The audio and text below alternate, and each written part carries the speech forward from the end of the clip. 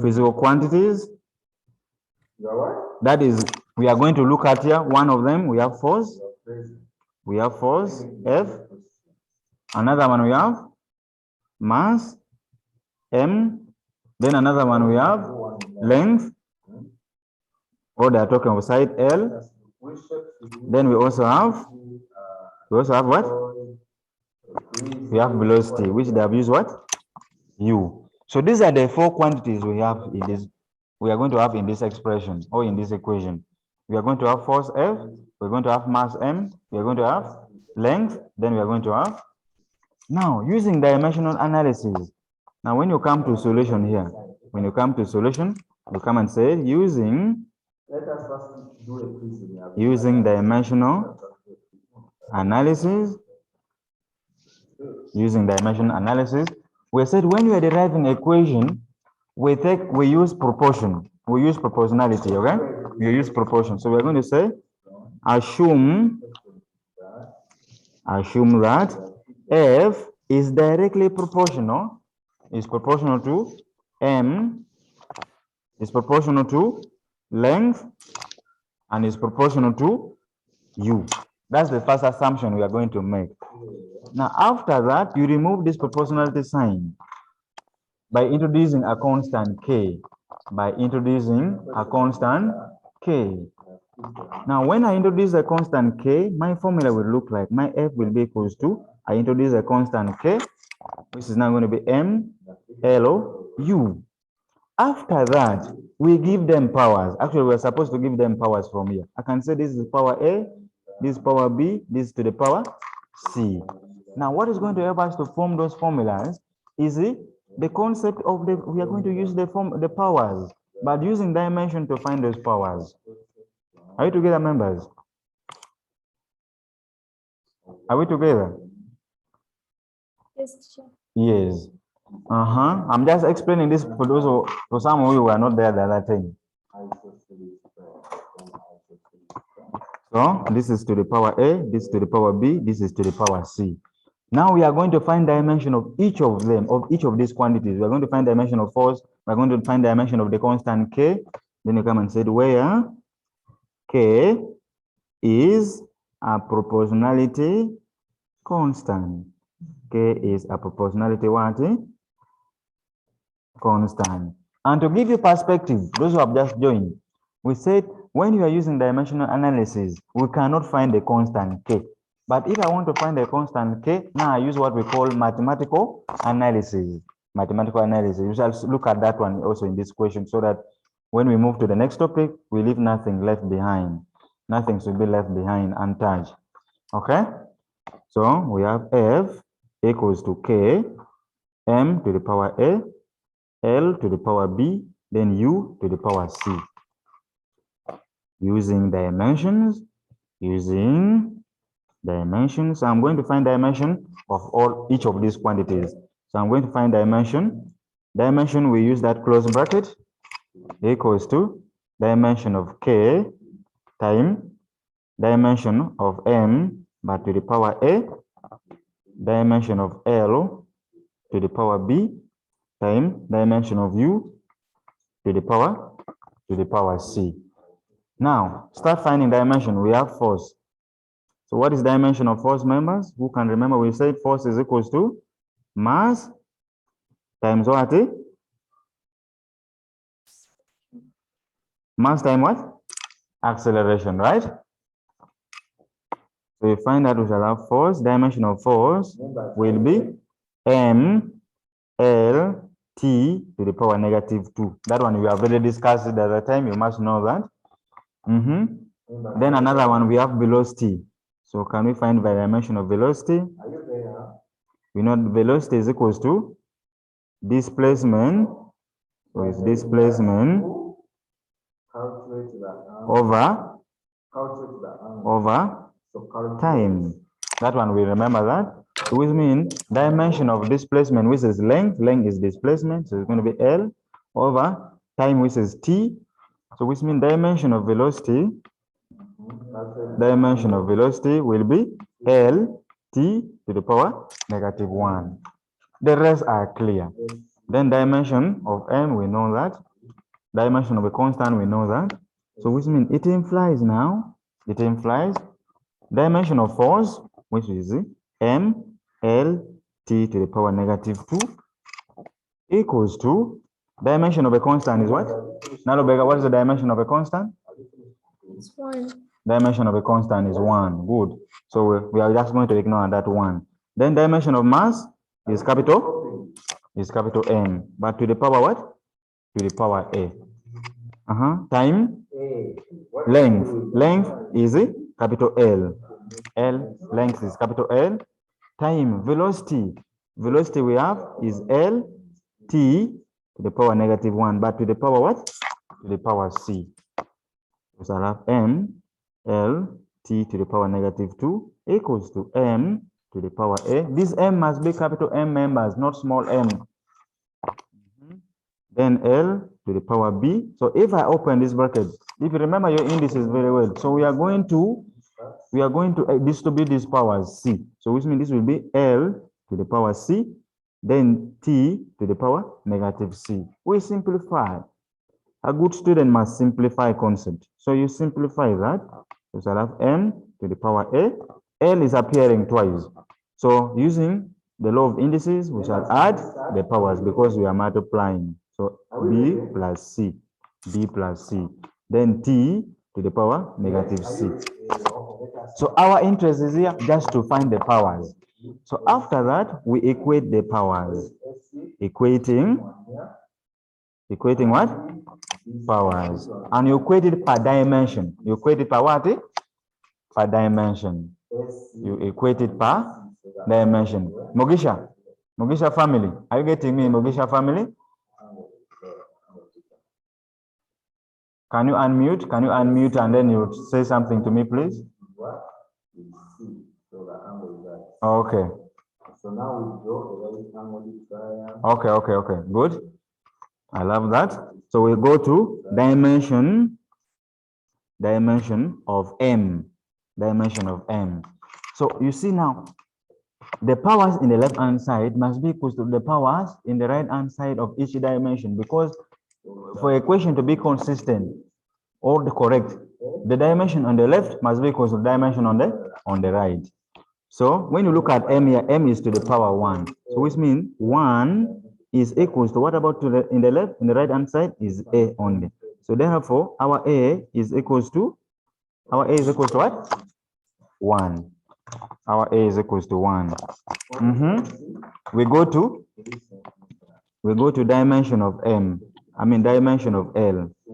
Dimension of L. Now, when you look at dimension of L, in the left-hand side half is also to the power 1. So it's going to be 1 equals to, what about in the right-hand side is B plus C. So which means it implies that B plus C is equals to 1. I can call it, let's call it an equation. We can put it *1. There's nothing much we can do there. Then we go to dimension of T. Dimension of T. T in the left hand side we have T is to the power -2 equals to, in the right hand side is we have -C. So which means -C is equals to -2. Which means our C is equals to what? Remember, C is equals to 2. Now what are we left with? We have got A, we have got C, we are left with a B. So can we find the power of B? So we shall say from *1, which is B plus C is equals to 1. Now, if I make B the subject, so I have B is equals to 1 minus C. So B is equals to 1 minus, our C is what? What was the value of our C, members? -2. Was -2 or +2? Was a positive? Was a +2, not so? Yes. So therefore, B is equals to negative what? B is equals to -1. Okay? Are we together? Yes. Now, after that, we go back to our equation, when we are still deriving, which is here, when we are just starting. Okay? Where we said assume. So So we can now say from F equals to K, M to the power A, L to the power B, then U to the power what? To the power C. Now we substitute the powers back. Therefore, F is equals to K, our M, what was the power? What was A? A was to the power? I mean, A was 1. Power 1. Then L was, L we got what? B. Power B is negative, B is negative 1. Then Yes. U, C we got? 2. We got 2. Are you seeing that? Yes. Now, if you remember your indices, I'm just explaining because someone was not there. I said if I have 1 out of A to the power n, is the same as A to the power negative n. Not so? So Yes. that's what I'm going to apply that. So F is equals to, so I will have K M U squared. Now this one, because the power is negative, I'm going to get is received because, so which means it become over what? Over L. Over L, because I want to remove that negative power there. Okay. So now you Yes. find that our F is equals to K into MU squared over what? Over L. L. This is it. We have used dimensional what? Analysis. We have used what? Dimension analysis. Analysis. Now I want to find the value of K. I want to find the value of what? K. That. To find K, we use mathematical analysis. We use mathematical what? Analysis. Analysis. Now you can see we are getting closer to the formula, the one they gave us, not so? Yes. The only thing we must get rid of is what? Is K. So to get K, I'm going to use mathematical analysis. So since K is a force, so I'm going to assume that K must, to get that constant, force must be 1 Newton. That's assumption. Yes? Yes. So we shall assume everything must be in a unit, for a unit must be in a unit. So which means force must be 1 Newton. Then mass must be 1 what?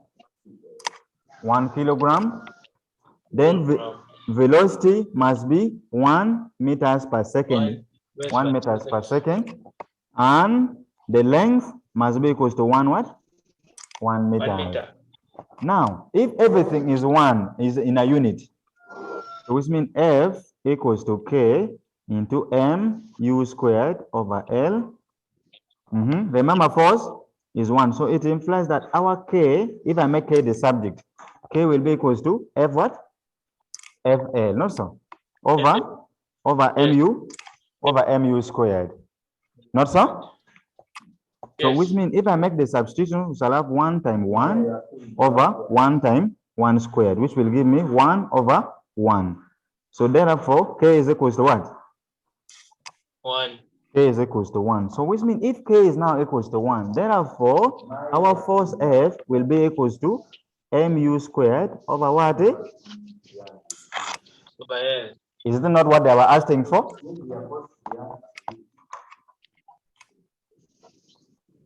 Members, is it not the one they were asking for? Is the one, not so? Members, have you seen how we have derived that formula? Yes. That's how we derive. That's how we derive formulas. There are times they may give you, they may tell you that you derive units from here. How do you derive units from a given expression? Remember, this one is force. Remember, this one is what? Force. Force. Now, to derive the units, we are going to look at M is the mass, U is velocity, L is a what? I'm deriving units. Sorry, I'm deriving what? Units. I will assume that I don't know that this is force. I will assume that I don't know. But from the definition of Newton, we shall discover that the one we are going to derive here is correct. Okay? Are you together, members? Yes. Yes. So we have F is equals to mu squared over L. Now, if you remember, members, mass must be in what? Kilograms. Kilograms. Then I have U squared. U squared, which means this is what? Meters per second, Meters but per what? second. But what? But squared, not so. Over length. Length is always measured in what? 1 meter. In meters. Length is always measured in meters. So now, which means I will have kilogram. Now, if I distribute this power, which means I will have m squared, meters squared, per second, by power per -2. Are you seeing that? Yes. Divide by m. You find that this m will reduce this m. Have you seen that? This m will reduce that m. So when you reduce that one, what do you come out with? We'll come out now with kilogram meter per second squared. Per second squared. Not so? Yes. Now, members, if you remember very well, remember we said force is equals to m what? Do you remember that? MN. Yes. Now, force is equals to, what is the SI unit for mass? Is what? Kilogram. What is the SI unit of acceleration? Is it? Meters per second what? Meters per second squared. Now, we know that the SI unit for force, the SI unit for force, the SI unit of force is what? Is Newton, not so? Newton. But yes. what is Newton? Who can define first Newton? Who can define first Newton? Define Newton. Define Newton of a force. Who can define for us? This is senior one work. Please hurry. Senior one. Hurry.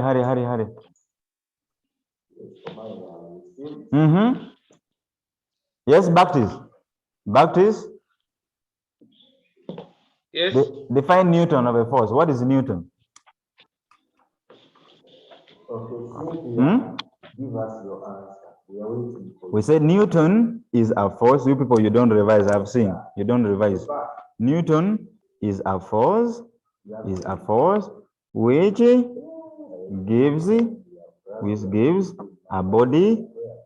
Which gives a body of mass of 1 kilogram mass. Which gives a body of 1 kilogram mass and acceleration of 1 meter per second what? Squared. Okay? Members, are we together? Newton is a force which gives a body of 1 kilogram mass and acceleration of 1 meters per second squared. That is Newton. And when you are defining as a unit. Okay? No. So kilogram meters per second is the same as 1 Newton. Kilogram meters per second is the same as 1 Newton. So that's how we derive units using dimension. So from what we have discussed, you can use that one to derive any unit you want. Okay? Members, are we together? Yes. Members, are we together now? Yes. Is there any question so far? Is there any question?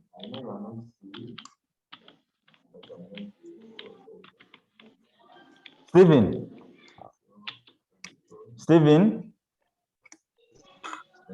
Yes, teacher. Is it clear? Yes, teacher. Yes, for you were there the other time. For you have understood the other time you did the test. Nalobega was there. There's only 2 people where I'm worried of. Baptist and this person, I don't know the name. Mogisha.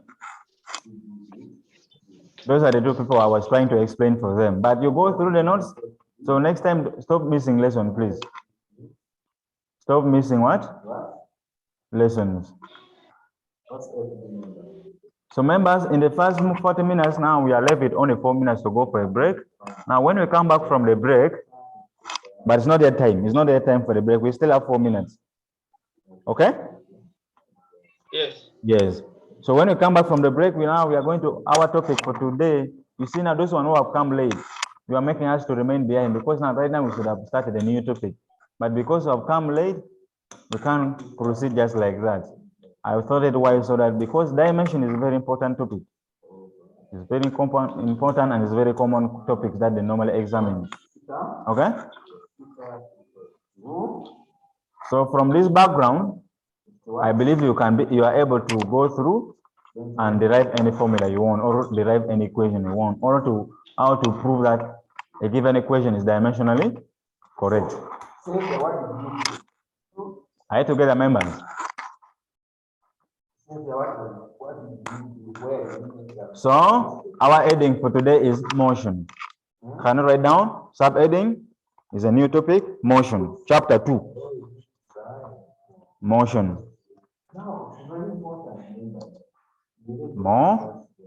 Motion.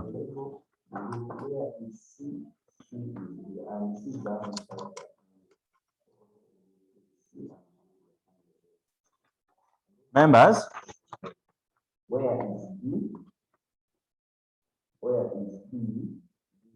Our topic for today is motion. So we still have 2 minutes. I think that 2 minutes will be able to give me brief introduction. I give brief introduction to our topic. Then when we come back, we shall look at the details of it. So when we talk of motion, members, motion which means something is moving. Something is moving. And whenever a body is moving, there are certain things that as physics or people are understanding, we are trying to understand how nature operates or how nature works. There are certain questions we must put into our perspective. If a body is moving, what happens to it? What is changing? Is there something changing? If there's nothing changing, what is being kept constant? And what is that thing being kept constant? And remember, we said we have 3 types of motions. We have three types of motions. We have 3 types of motion that we are going to look at under this topic. The first one, we have what we call linear motion. We have linear motion. This one, basically, we look at motion in a straight what? Members, motion in a straight what? In a straight line. Then the second one, we call it circular motion. Circular motion.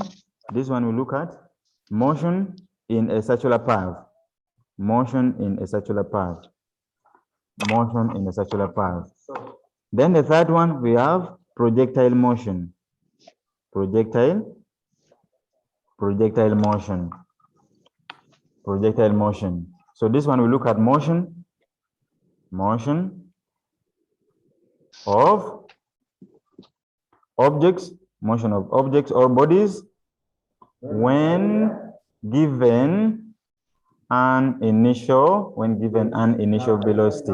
We shall look at them in details when we reach there. So those are the 3 types of motion we are going to look at: linear motion, circular motion, then projectile motion. Is it clear, members? So when we come back from the break, we shall start looking at. We shall start with the first one, linear motion. We shall start with that one when we come back from the break. Okay?